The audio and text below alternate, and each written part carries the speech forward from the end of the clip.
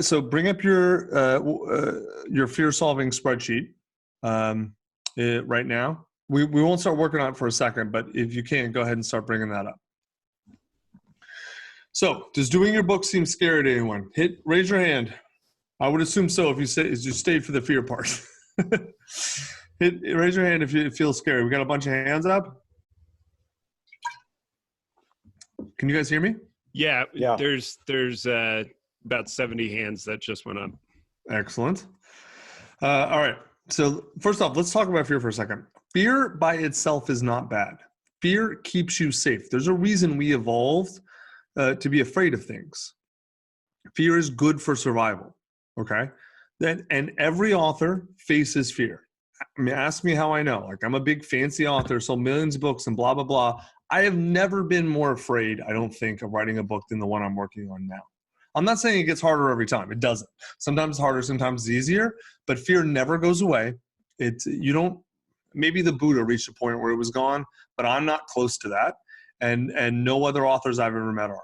In fact, most of the big authors I know, and I know a lot, have as much or more fear than anybody. Like, it's just part of the gig, right? And in fact, I would argue if you aren't afraid, it means you aren't saying anything worth putting in a book. Well, it means either that or you have no identity attached to the book, which is very healthy and great. But I do, because I'm a human, and most people do. Even Nassim, he seems fearless. No, of course he's afraid. He just likes to be prickly in certain ways to get around that. But yeah, we all are. He wants his books to be good. That's a fear. But here's the thing though. There's a big difference between fear and danger. Okay. And that difference is where a lot of the problem happens. Like, if a tiger is chasing you, you should be afraid. That's danger. If your book might make some people think a little bit less of you, that's not real danger, right? But it's big fear. It can feel the same to a lot of people. So let's talk about how to tell the difference for a second. All right, where are we? So look at the symptoms of anxiety. Heart rate rises, which is an adrenaline increase. Fight, flight, or freeze response kicks in. A lot of people think it's fight, flight. It's fight, flight, or freeze as well. You get jittery, break out in a cold sweat. That's usually a cortisol surge. Or you have tunnel vision, right? And you have tunnel vision, which means you can't really see or think about anything beyond your fear, which is usually a norepinephrine increase, right? That's anxiety. Now let's look at the symptoms of excitement. Oh, they're the same. We talked about this yesterday, in fact, because someone brought this up in a question.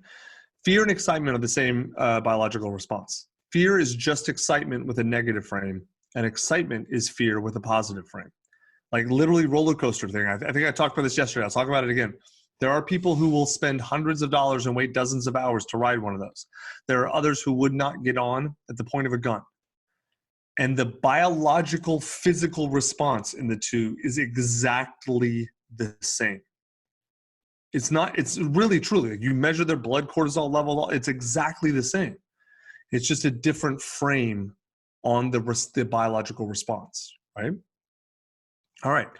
So what this means is you cannot wish for an absence of fear. That's impossible. We're going to have this biological response, right? You're doing something that you place a lot of importance on. You're going to get excited and or afraid. You're going to have the biological response of that. So, but what you can do is wish for courage instead, right? You can find your courage. Courage allows you to accept the presence of fear and move forward to face the challenge of your book anyway. I mean, if you're excited about your book, cool, go, right?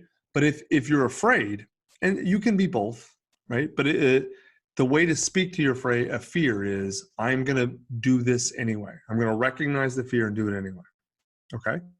So let's find your courage now. Bring up the fear-solving sheet. That's what this exercise is for, is helping you find your courage in the face of fear. Not just now, but as you go through the whole process. All right, so the first one. How many times am I going to... Taylor, put in a note that I need to look at this because I obviously have open fear-solving 6 times. So the first one, right here in the spreadsheet, number 1, list your fears. What are you afraid might happen with regards to the book? List every fear you have, no matter what it is. Column one. All right, so list them all. Here's some examples. I'm afraid I don't have a book in me.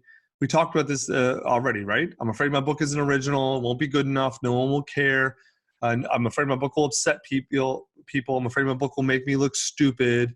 These are all sort of common fears. Charlie, do you want to set the timer or do you want me to take the timer? I can set it. All right, let's do 5 minutes of this. Write down every fear you have. And then, actually, no, let me do it. Because as people write fears, I want you to, if you want to share them in the chat, not the Q&A. These are just share. This is sharing. You don't have to. Would it be valuable to do hot seats here or no? No. Okay. No, it'd take too long. We should do that Q&A. We'll do fear hot seats with Q&A. Definitely. Thursday, Friday.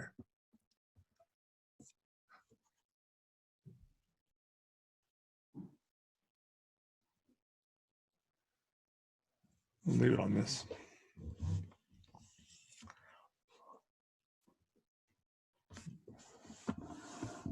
Boy, I'm seeing a lot of familiar ones in here. I can't see them because I got a screen. Call some of them out. Okay. I'm afraid I will fail. I fear that I won't finish writing it. I fear that all my personal skeletons will be revealed. I won't write the right book. I'm afraid it won't help anyone. I'm afraid I'm a fake, an imposter. I fear judgment. I fear people won't take me seriously. No one will read it. I'm afraid it won't sell. I'm afraid they won't like it. I'll look stupid, be judged by my peers. I'm afraid my past will prevent me from moving forward into professional positions in the future. This is great. These are fantastic. I mean, I'm not like, oh, dude, super excited you have a fear. These are great that you're bringing these up and recognizing these. That's what's fantastic. Yeah. Publicly ridiculed and mocked. Quit before it's done. I'm not actually strong enough to do it. Fear the exposure of the truth. Imposter syndrome is a big one. I'm afraid I don't know what I think I know. Yep. Afraid I don't have the best writing skills. I'm afraid of success. Yes, that's a huge one. Most people don't admit that. But most people, at least in Guided Author, they're afraid of failing, but they're more afraid of succeeding. Here's a good one. I'm afraid that I won't finish it and that I will feel worse about myself because of the failed attempt. Yep. Oh yeah. Great. This one I don't see very often. Death threats. Okay. That's an issue. All right. Yeah. People laughing behind my back. Mm-hmm. It might unmask me.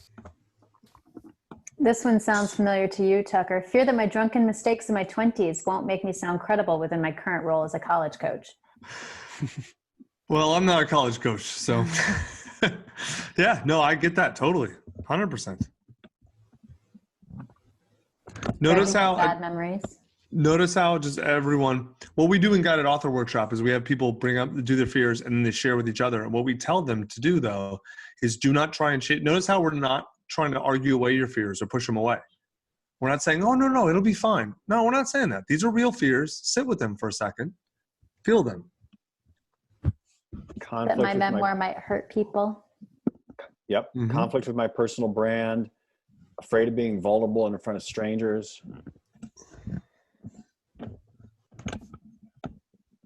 Afraid of the responsibility of success.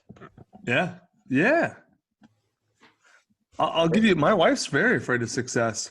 She's afraid success means she's not going to be able to be the mother. Like she has her own business, is doing fine. She's afraid it's going to grow. She's afraid of it becoming, it should be, honestly, it could be a massive business. And she's afraid of that because it'll take her, she feels like the fear is it'll take her away from her kids. She won't be able to be the mom and wife she wants to be. Yeah, she's deeply afraid of success. She's afraid she doesn't deserve success. Oh, fuck yeah. She has that big time. Yep. A lot of people saying they're afraid of wasting time or afraid they won't have the money to publish. Uh-huh.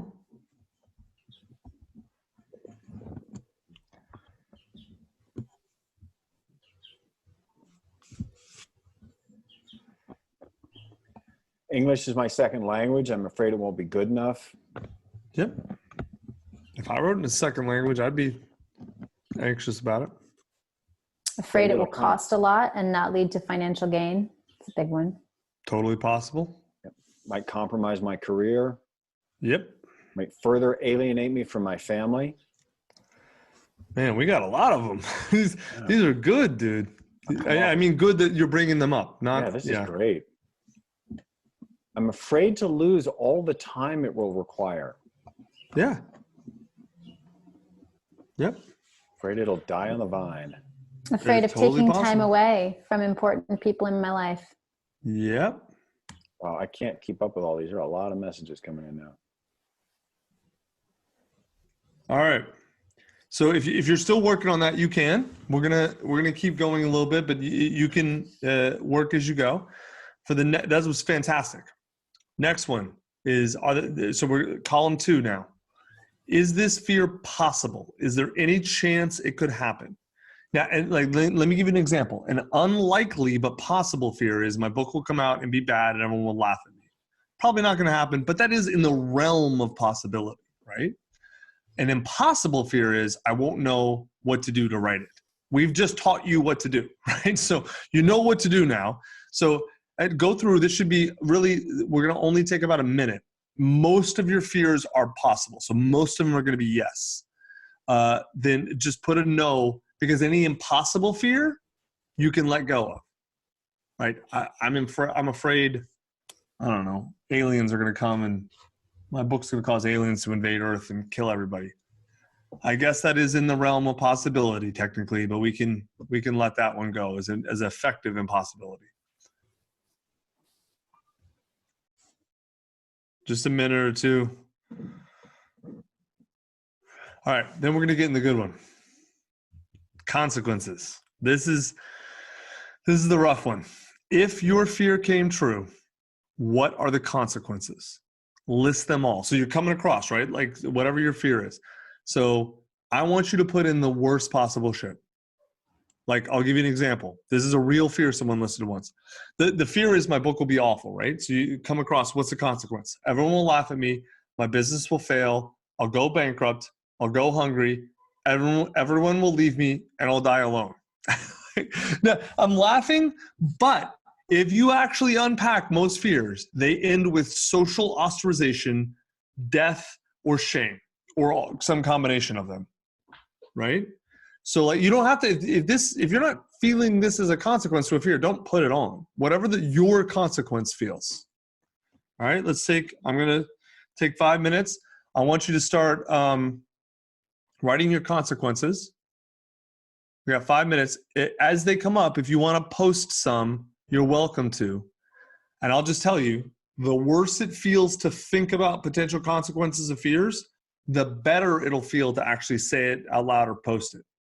This guy, Stan Groff, who's amazing, said the full expression of a negative emotion is a funeral pyre of that emotion. Meaning that like as you express it, you let it go.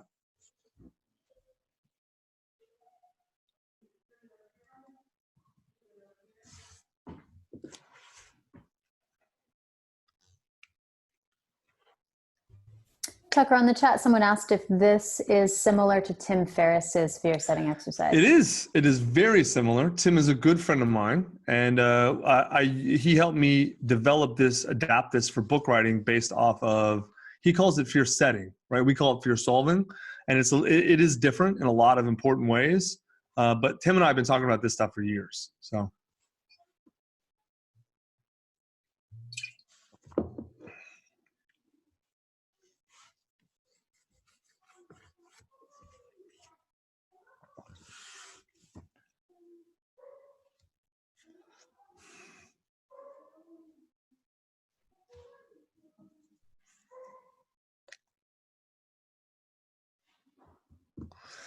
You guys see any good ones come up?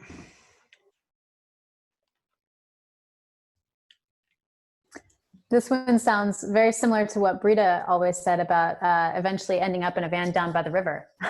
I'm afraid I wasted all this time for nothing. People will laugh at me and I'll end up homeless living in an RV. Yeah. Mm-hmm. Here's one. I fear complete embarrassment and shame in front of family and friends if I fail at writing, or worse, if I never complete and publish my books. Shame. Big one. Huge one. I will offend someone and then I will not be employable.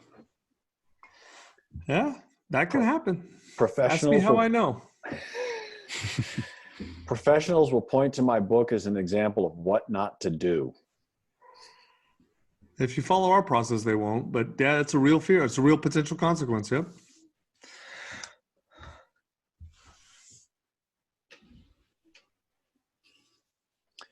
Loss of credibility and respect, lose my client base because of that.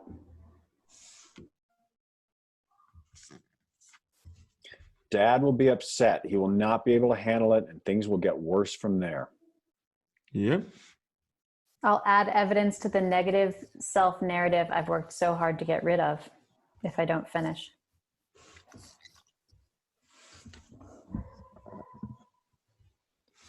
A few more minutes.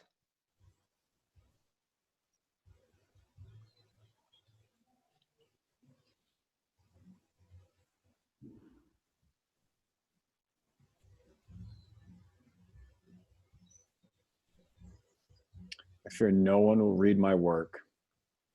I fear my family will not support me. That the book won't live up to expectations, or sales of the book won't live up to expectations. How's that a consequence? What's the consequence of that? That's just the fear. Yeah, and there are similar ones like that where it's like it's just kind of starting with that and not dialing all the way down into the consequence. Okay, so that's important. I'm glad you brought that up. This is about the consequence, not the fear. So your book doesn't live up to your expectations. So what? There are plenty of consequences you could have off of that, but what are they for you? Because yours will be different than mine. And there's no automatic consequence, right?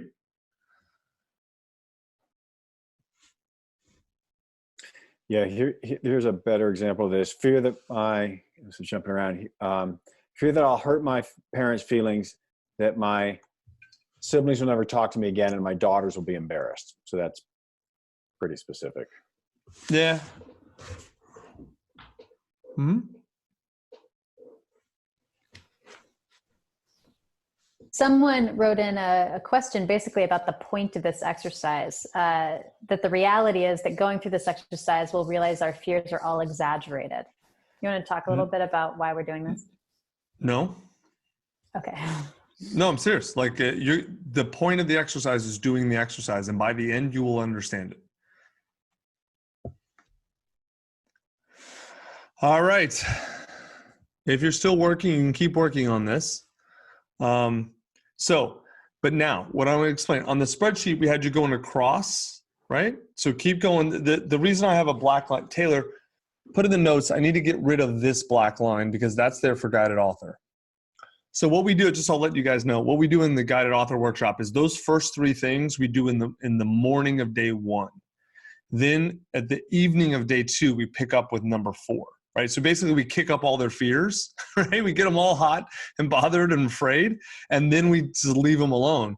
The reason is because, now we start working into the plan. How are you going to deal with these fears? How are you going to solve, the plan? And they don't even know at the beginning. So then we teach them everything over 2 days, and then they know the plan, and they've had a good night's sleep. So they slept over it, and they're able to kind of let some of these fears settle.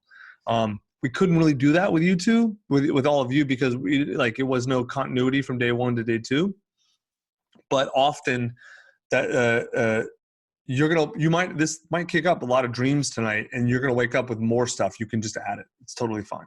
So let's talk about plan. Number 4, for each fear, ask yourself, what is my plan to prevent this from happening or help reduce the impact if it does? So for example, a fear is, I'm afraid my book will make me look bad. Big fear. Most of you have. An example, I'll get somebody to edit my book and tell me. So this is a guided author slide again, Taylor. Remind me to fix this. In guided author, it's included in the package as an edit. We call it the hurt your feelings edit because we tell people that we are going to hurt your feelings before we let you publish a bad book, right?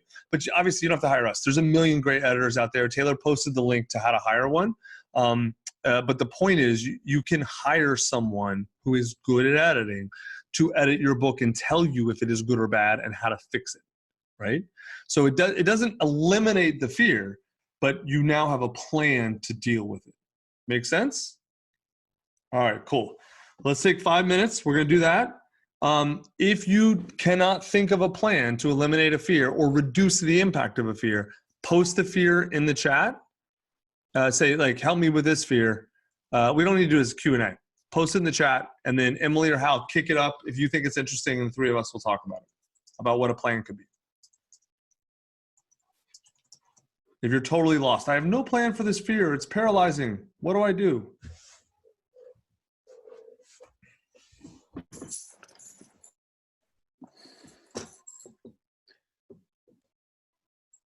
Or you are welcome to go ahead or post your plans and get feedback on it, one or the other. This is a good one to start with because I know a lot of people expressed fear of family judging them. Somebody said, help me with the fear about how this book will devastate my dad.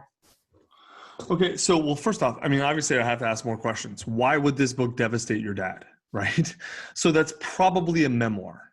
Like I have a hard time understanding how a reputation book, like a business, personal development, self-help book, is a knowledge share book, is going to devastate a family.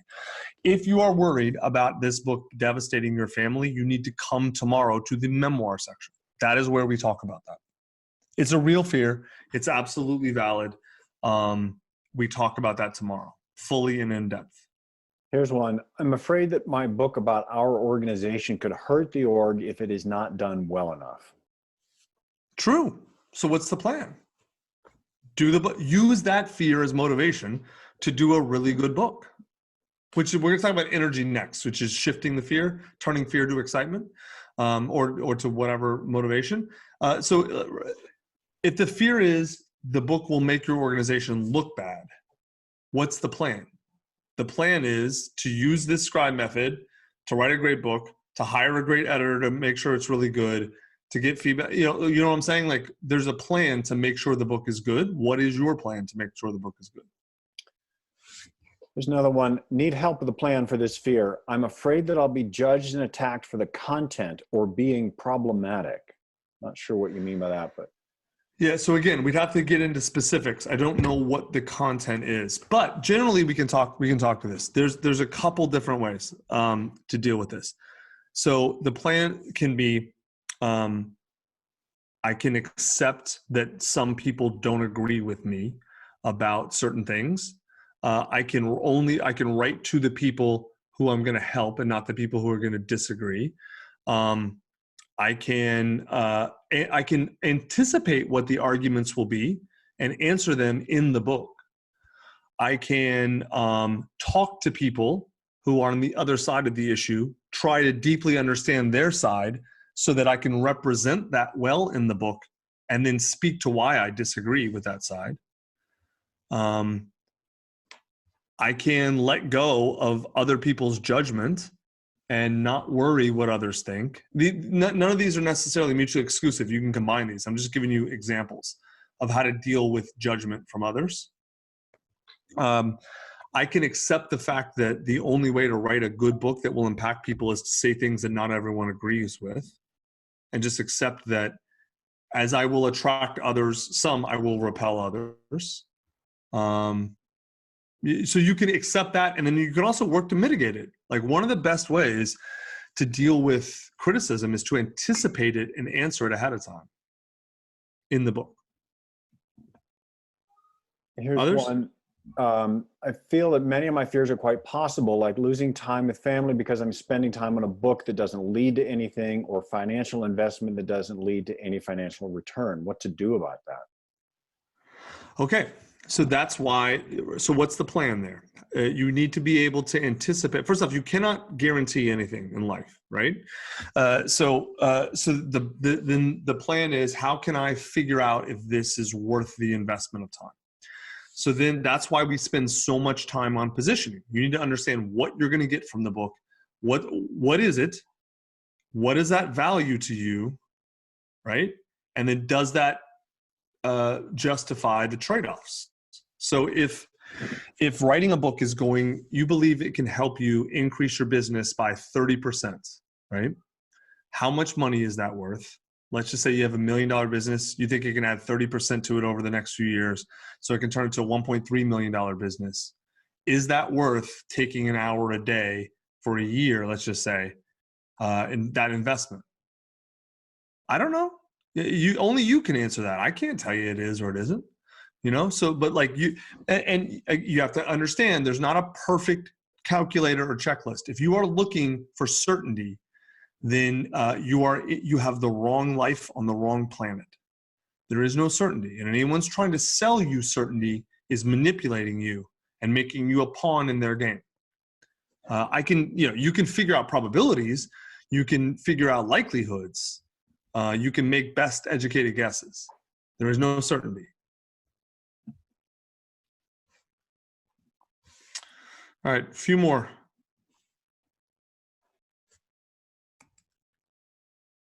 Before we go to energy. Any others that are jumping out, you two? Yeah, we can help them with plans? Let's see. I also fear that being personal is the only way to make it real and interesting, but also makes me vulnerable. I'm not sure where the line is. So the fear is being vulnerable. Yeah, I think that's what I get out of that one. Okay. So what's the plan? Well, I would actually, in that case, yes, the best way to make a book interesting, you want to be interesting, tell the truth. Like, sear this in your brain. My whole life, people have told me I'm interesting, right? I have pretty good proof that I'm a fairly interesting person. And I don't mean like I'm saying it. I mean proof of a lot of people want to hear what I have to say and blah, blah, blah, blah, blah. All I do is tell the truth, at least the truth as I see it. I don't have any a monopoly on the capital T truth, right? I'm not a god. I just speak my truth. That's it. And that's interesting. That's my only trick. And everyone else who's interesting basically does the same thing or some version of that. They speak their truth. So yes. And speaking truth is almost always requires vulnerability. So yeah, if you want your book to be interesting, you probably are going to have to be vulnerable. If being vulnerable is hard for you, then what's the plan to deal with that? My suggestion would be therapy. Like finding a therapist or a therapeutic protocol that helps you understand why vulnerability is so hard for you and how to work through that and make it easier. All humans want to connect. We all have this crave. We all crave this at our core. So if you don't feel that's valid, there's a reason why. Dig into that. Hey, Tucker, I got a couple of interesting questions coming up on the Q&A. One is, do authors need to have a decent sized ego to write and publish something that they believe people need to read? What's that have to do with fear? I'm not sure if this is a fear question. All right. It's actually a great question. Bring them to the Q&A. We are working on the fear section now. All right. It's a great question. Save it for Q&A, Thursday or Friday. All right. I got a great answer for that one, but it will take a while and I don't want to disrupt. So let's go to number 5, energy. So you're here. How can I use this energy from this fear to help me? So I'll give you a really good example. With fear, you get focus for free, right? So great example. I'm afraid of looking bad. I'm afraid of people judging me. I'm afraid, all those fears, you get, what's that give you? Focus. A tiger is chasing you, you get energy and focus. How do you use it? Do you sit and be an anxiety ball and pick your nails, or do you run? Right? Okay. So you're getting this fear. You can use it to focus and to work hard on the plan to alleviate the fear. But you've got to work with the fear and use it and not let it swallow you. Right? So just to go back to any of those plans, I'm afraid the one about the company. I'm afraid my book's going to be bad and make our company look bad. Okay, cool. That the fear creates energy. I'm going to use that fear, the energy from that fear, to work really hard on this book, to get a bunch of feedback, to ensure that it's really valuable with the audience, so that my company looks good. See how this works? All right, let's take a few minutes. Probably won't even take 5 minutes on this. Figure out, just a quick, easy plan. How can you use the energy from your fear to help you with your plan? And if you cannot figure it out, put it in the chat and I'll help you flip it. I'm real good at this. And so is Emily and Hal.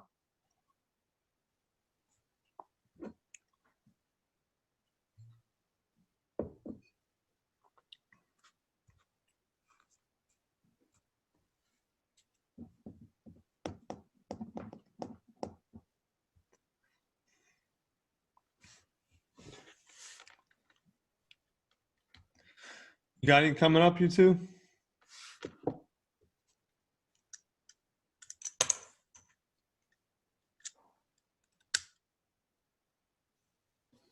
So far, it's mostly people saying fear of not finishing their book and using editing, using their practice during their writing draft to get through it.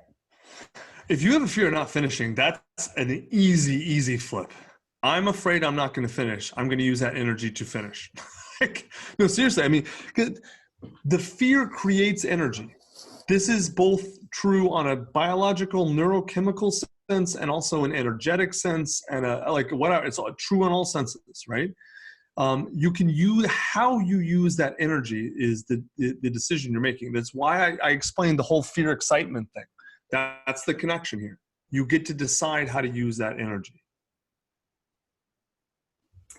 Another big one is fear of judgment.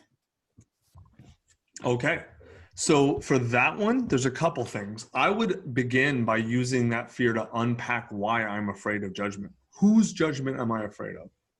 Why am I afraid of it? I would use that energy to actually start therapy. And that's like a basic, and I mean therapy in the broadest sense. Because like most people, when they say I'm afraid of judgment, in guided author workshops, here's how it works. They say, I'm afraid of being judged. And then I say, who? And I say judgment from who? And they say, well, people. What people? Just people. No. Tell me exactly which people you're afraid of being judged by.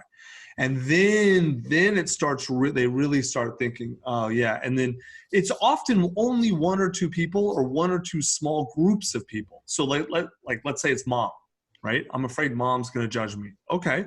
What do you think she's going to judge you about? Well, she's going to think she was a bad mom. Okay, well, why will she think that? Well, because whatever. And then you start unpacking it and it becomes a way for them to actually get at what they're really afraid of and then address it. Does this make sense to everybody? It's a very simple way, but the point is most people stop. This sort of process is not complicated. It's just most people will not take it through to the end. Tucker, here's one. I'm afraid it'll limit my professional potential and pigeonhole me with the topic I wrote about.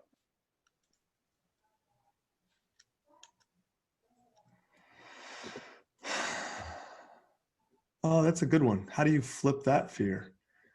I'm afraid it will pigeonhole me. Well, there's a couple things. So that actually may mean, so we'd have to go back to their plan, right?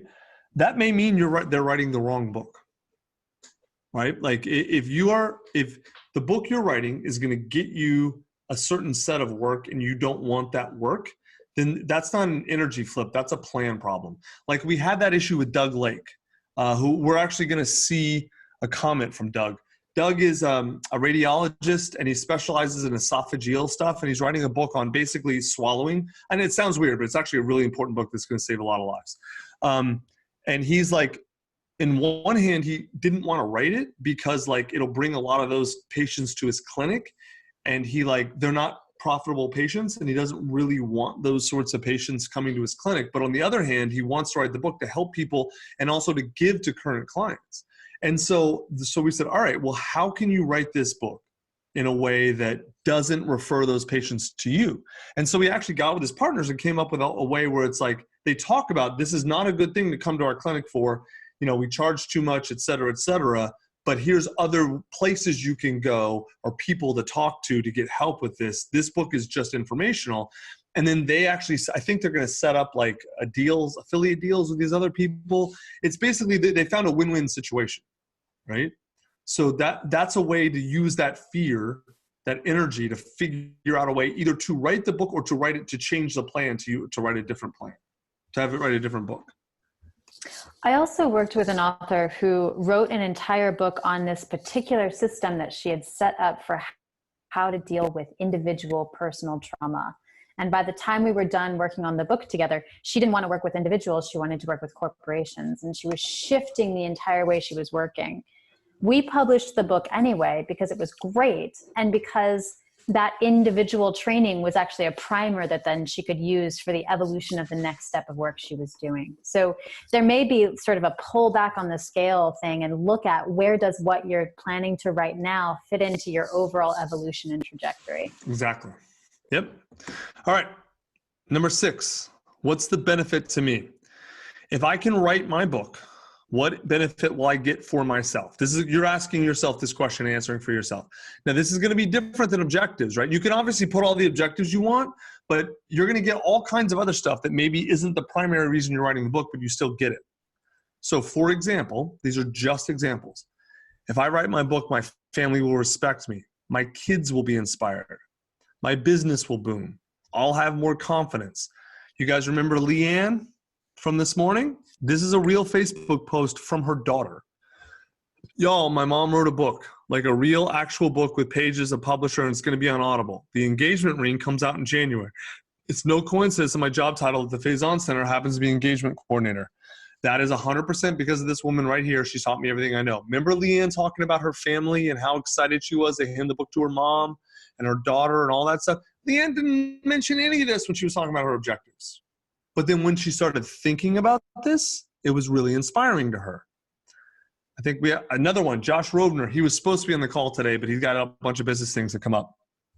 His wife was so proud of him. She got this custom cake made for him that had his book cover on it, right?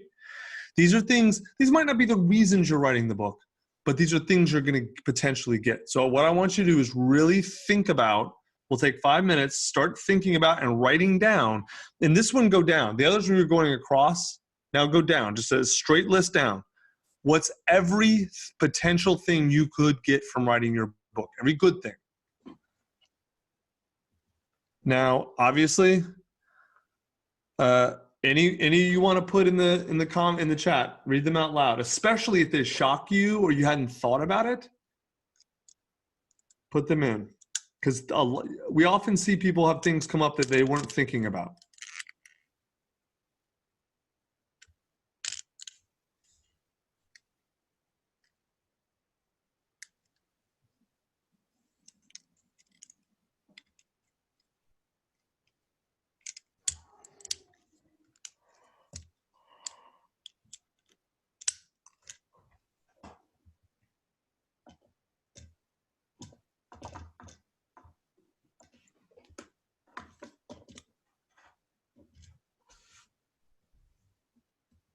Here's a good one. Personal accomplishment and personal satisfaction and sense of accomplishment raise feeling of self-worth.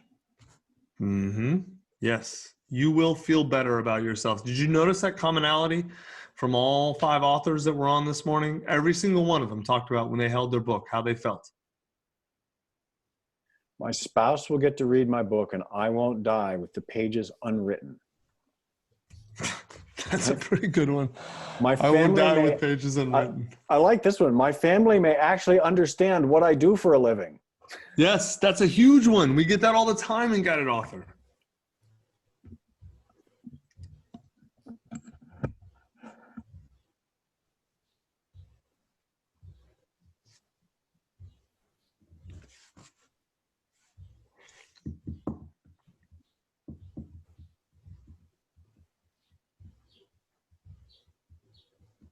Few people typing in that their book is actually going to be for a family member, book for their kids, book for their mom. That's awesome. Cool. That'll be a big deal. And everything else you could potentially get, everything, not just things you're thinking about. You're doing it for. People at your work will look at you differently. Increased opportunities. All kinds of stuff. Some people here are confusing this a little bit with what they're going to do for other people. We really want to focus on what this does for you right now. This is about you. Next question is for other people. This is only what the book gets for you. You're allowed to be selfish. You're allowed to have things that happen for you. If you need permission, I'm giving you permission right now. You get to have things for you.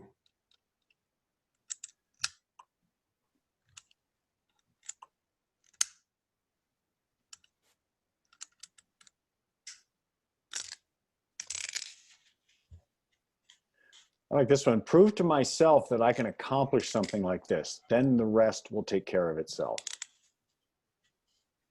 I cannot tell you how many people have gone through Guided Author who wrote one book and came in petrified, just absolutely terrified of all the fears all of you guys have. They have all of them, and more.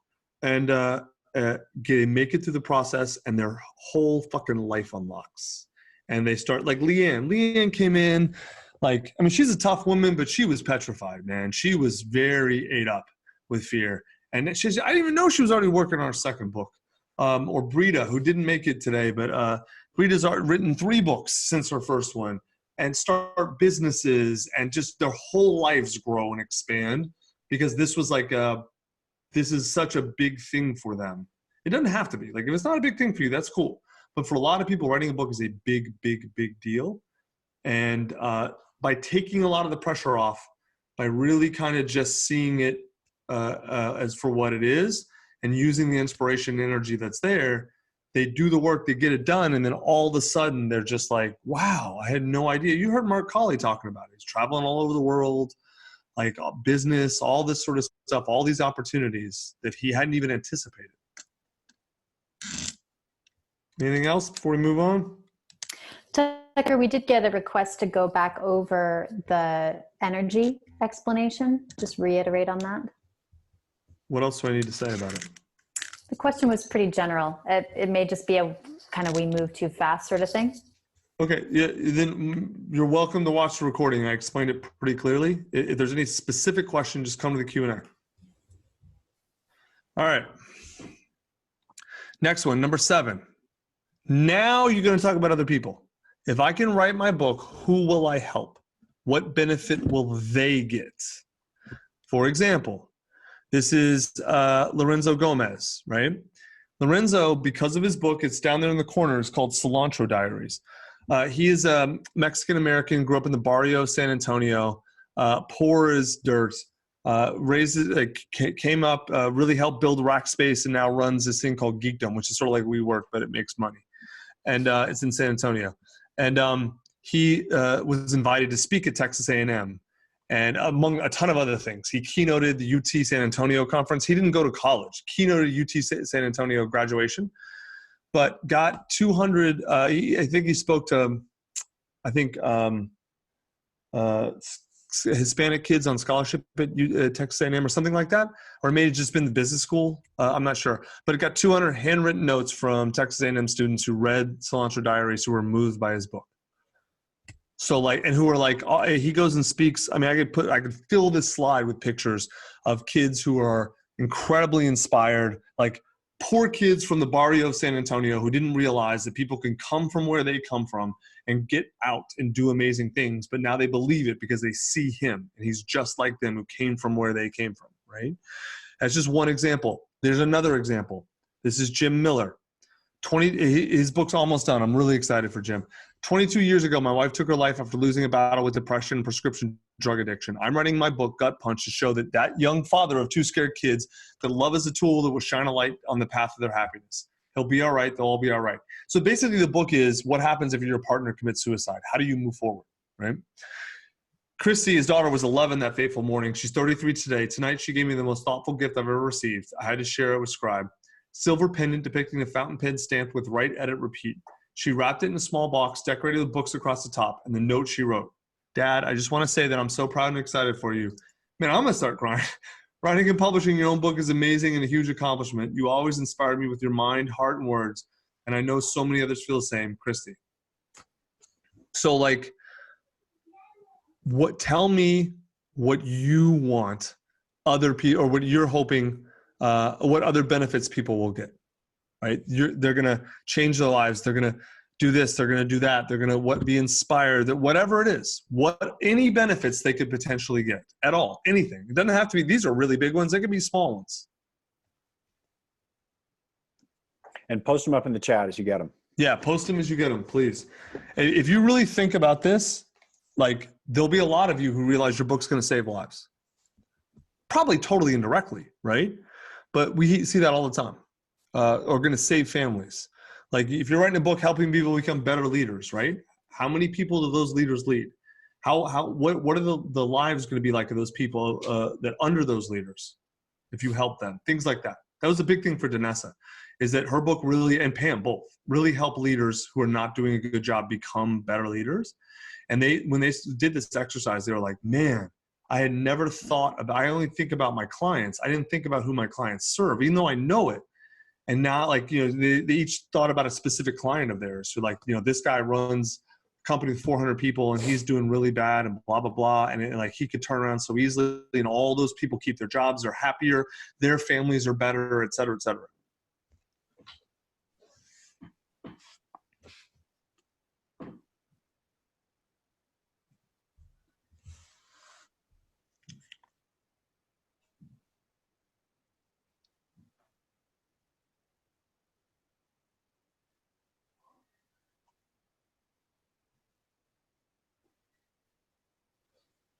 My family might be empowered by seeing what I have accomplished, both doing it and writing about it. That's a big one for memoirs. That's a big, big one, or nonfiction, actually. Well, here's one. It will make chemo and radiation easier to go through. That's powerful. Big one. We'll give addicts a comprehensive list of resources to use, and they'll realize they're not alone, and the importance of self-forgiveness and self-love. That's great. They are going to have better experiences in selling to others, which both helps them and the people they sell to. Mm-hmm. The world needs good salesmen, meaning good like that they're actually doing a good job and selling only to people who need it, et cetera. People will treat their children better, including their adult children and their inner child. And I'm doing inner child work now. It's fucking hard. It's so hard. I'll read that book.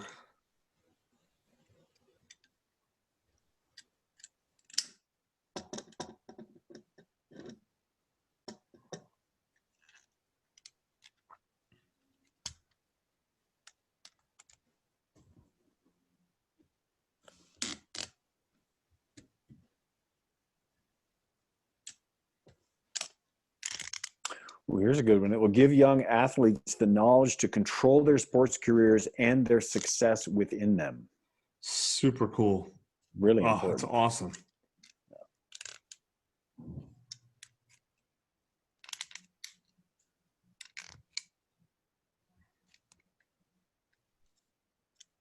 My book will help men and women treat each other better, become better partners to each other, and understand that softness builds softness in life, work, and relationships. That's cool. I like that. Read that one.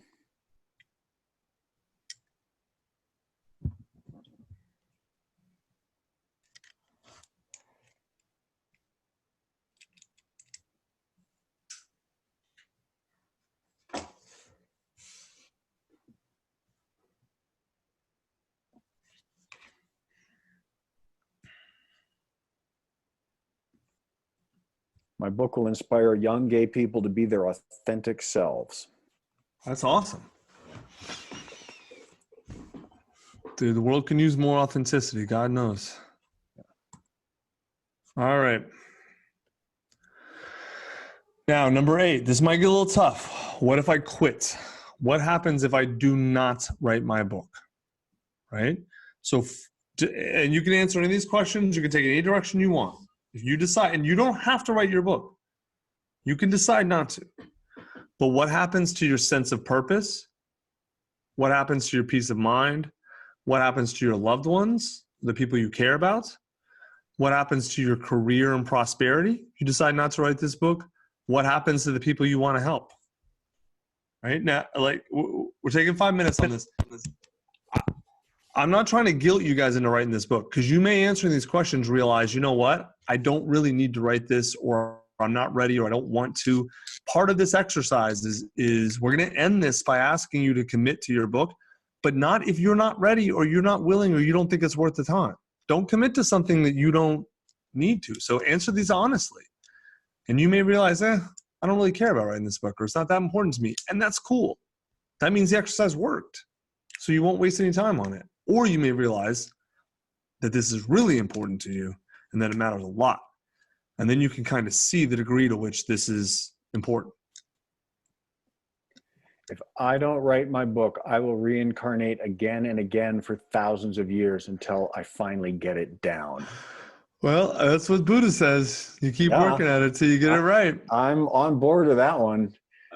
So here's Ron Thurston. Ron's in Guided Author. The mountain climb is real. I struggled with editing all week. I would sit down and work on it and give up after 15 minutes. Yesterday, I hated my book and watched TV instead. Then last night, I was at a birthday party and 2 random people came up to me and said, I heard you're writing a book. My avatar came to life in front of me. I started to talk about it and their eyes lit up. We knew people in common because even though his book's about retail, working in retail, even though 42 million people work in retail, we all seem to know each other. I'm not leaving my kitchen table today. The world needs my book. There's another one. This is a guy we were just telling you about, Doug Lake. I had an experience today that echoed Ron's. 28-year-old comes in because pills got stuck after she swallows them. Pills get stuck. She has a minimal eye contact and little facial expression while she explains the problem. My book is about food or pills getting stuck in the esophagus. I perform an esophagram. I find 2 causes and explain it to her. She looks me straight in the eye, now with facial animation and vocal inflection, and says, "Thank you. My doctor thinks I'm crazy, and it was gonna send me back to counseling." Like Ron's experience, this reinvigorates the dedication to editing editing in my book, which didn't even come up. We should name these chance avatar encounters. They're real, powerful, motivating.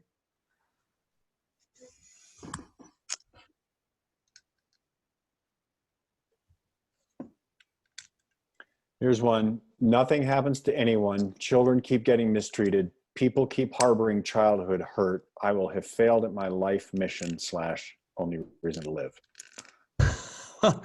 That is putting quite a bit of pressure on the book, but I guess that's a lot of energy you're going to use to finish it then.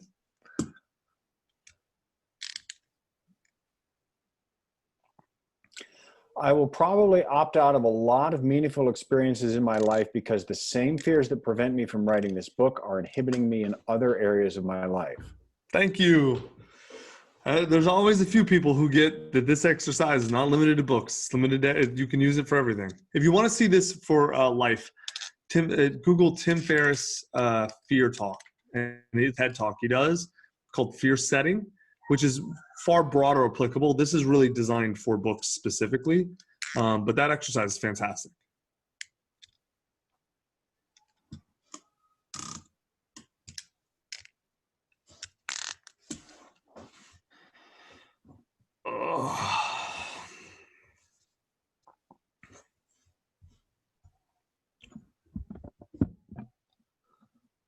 We're almost done. After this, just 2 more.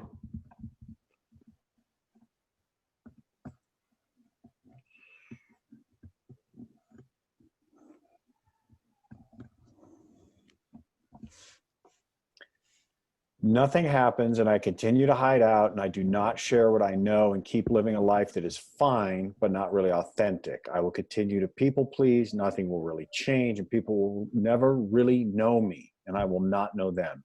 Things will be just fine. That's awesome. Yeah. That's awesome. That's a good one. Yep. That's a good one. All right. Again, you guys can come back and work these more if you need them. So now what I want you to do is tell me about one person. We're on number 9. I want you to tell me about a real person you know, how they're suffering right now because they haven't read your book. So this is basically the avatar thing, but I want you to really tell me who this person is. And it can be you if you want. But just a quick story. Like Mark, I'll do one for this. Mark just left corporate world a year ago to start his own consultancy. He's doing really well. He's making 6 figures. He's stable, but things haven't quite worked. They haven't worked super well, but he's happy. It's better than where he left, but he knows he has a message that's important. He knows this message can reach more people. He knows that he can help a lot more people. He's just not sure how to market these people. He's had his clients for not just a year, but for years. People have been telling him he needs to write a book. He started a couple times. He stopped. It was confusing. It was hard. He bought a course one time. It was useless. It didn't tell him anything. It didn't actually help him to get through the moments that he got stuck. And so now he has 40 pages of meandering content, some of which he thinks is good, some of which he's not sure about, on his computer.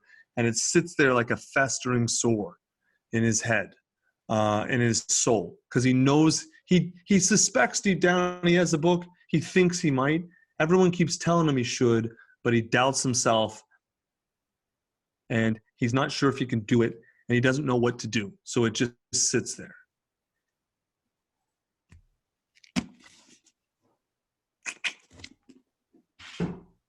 If that describes you, that's why we wrote this. That's why we're doing this. Or if it even vaguely describes you. Tell that story for your avatar. And I've been killing the Pellegrino today from bottle 4. When you write these stories, make this person as real as you can. Really see them. They're not an abstraction. Feel them. Feel This them. is not a marketing exercise. This is for you to really feel.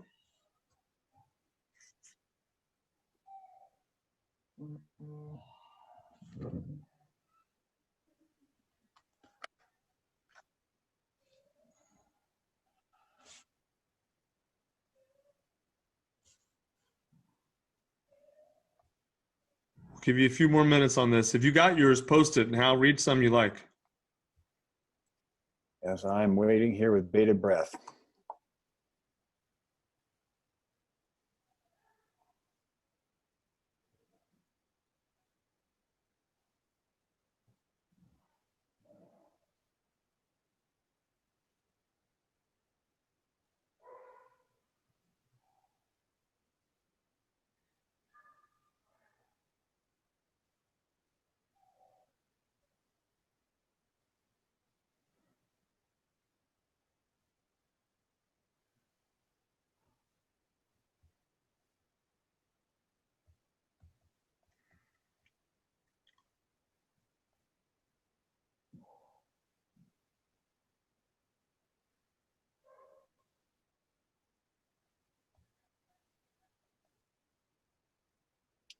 All right, so here's a short one. It says, John believes in marketing, but has been feeling cheated and let down as he is not getting what he expects from his marketing team and outsourced agencies. He wants to do marketing, but he also doesn't want to feel cheated at the end of the day. Not bad, but you could really dive more into his fears, like in his fears and his suffering. But that's not bad. That's a good start.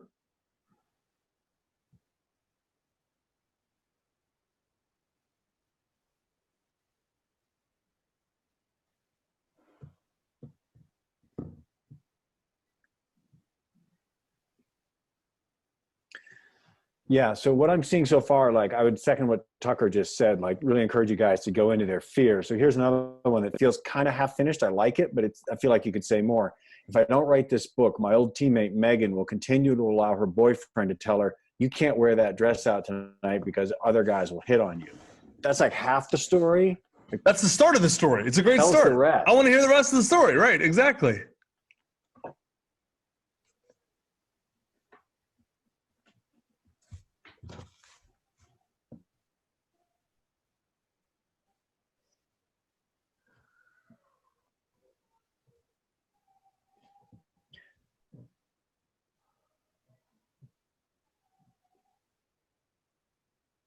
All right, here's one. Valeria would like to fight for a new career step in her company. She is ready. She wants this, but she also knows this will be tough for her family.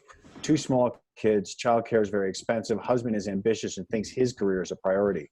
Without this book, she will not go for the new position. She will keep her current role, take care of the kids, the house, and the career, not prioritizing her health. Soon, she will be in burnout due to frustration and overwork. Yeah, not bad. I like that. It's good. Let's do a couple more minutes, and then we got the last piece, and we're done.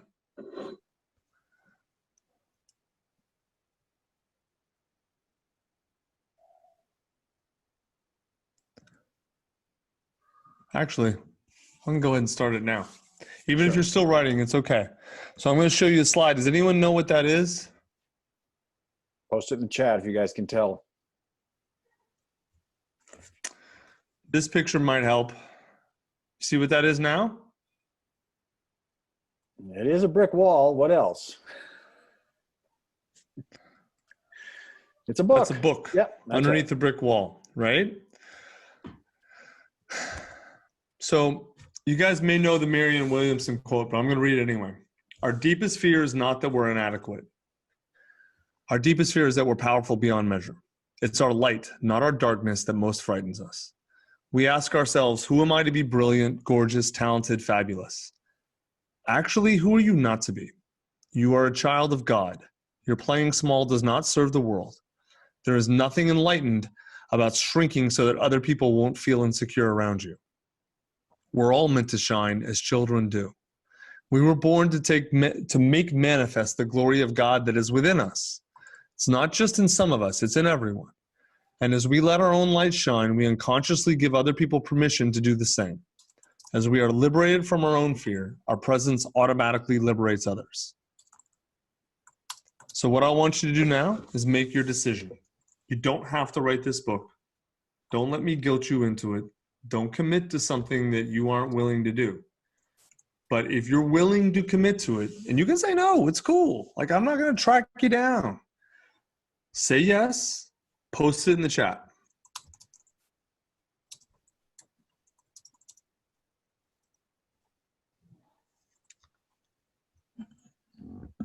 Yes, yes. Fuck yes. I'm writing my book in. Yes, yes, yes. Did someone curse in this Yes. chat? I'm offended. Yes, again. Absolutely. 100,000%. Yes, memoir. Yes, yes. Oh, hell yes. Need to do it. Yar. I'm already at chapter 6. Fuck yeah. Heck yeah. Yes, yes, yes, yes. I'm crying. Yes, yes, yes, yes. All in. Yes. All right. Can I get a hell yeah? My dog says yes. Sorry, that's Canadian for yes. All right, we got a few. It'll help me keep Good. my sanity while I'm in quarantine. All right, good. So we are done with this. Let's move this, stop sharing. All right, I want to thank all of you for coming. So we are done. In spite of all the technical difficulties and everything else, you guys have been fantastic. I'm really excited you came. We are going to have Q&A Thursday, and we're going to have Q&A Friday. It's in the emails. You'll be getting emails about it. So what I would really recommend you do is tonight if you want to, but tomorrow, Wednesday, and Thursday morning, work on your outline as much as possible. Come to Thursday with questions or positioning. Work on them both. Come to Thursday with questions. We'll answer as many as we can Thursday and Friday. I'll spend extra time. Shit, if I can do 5 hours today, then I can do more than 90 minutes on Thursday. So we'll take care of as many questions as we can. Okay? Thank you guys very much. And remember, all this content will be up. If you need to go back to it, we'll try and get it up as soon as possible. All right? Thanks, y'all, for being here.